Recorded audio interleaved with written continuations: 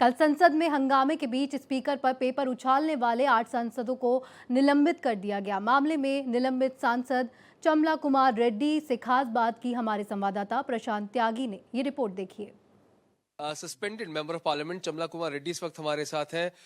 Sir, लगातार speaker कह रहे थे, राहुल गांधी से निवेदन भी किया कि आप इस मुद्दे को छोड़कर जो धन्यवाद प्रस्ताव उस पर चर्चा कीजिए, लेकिन नहीं माने और लगातार उस पर चर्चा करते गए। फिर जो कांग्रेस के सांसद हैं वो वेल में आए, पेपर फेंक दिए, सस्पेंड कर दिया गया। अब आगे की कार्रवाई।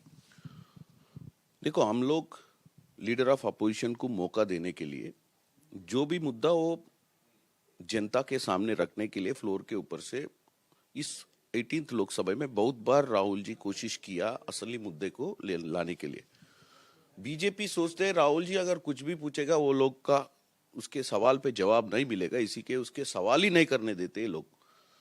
ऊपर से पैनल स्पीकर्स भी पहले ही तैयार होके आता है कि अपोजिशन में अदर साइड जो रूलिंग में जो बैठे हुए एमपीज को जब राहुल जी बात करते वक्त माइक ऑन करता है, वो इरेलेवेंट कमेंट्स करके उसको डिस्ट्रैक्ट करने की कोशिश करता है।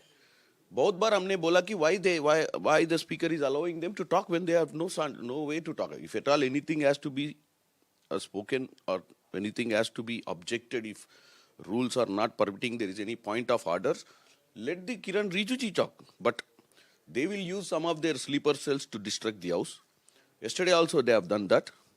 और बीच में हम स्पीकर साहब के पास इसीलिए गए कि राहुल जी का माइक काटना ही नहीं, दूसरे मेंबर को ट्रांसफर कर दिया।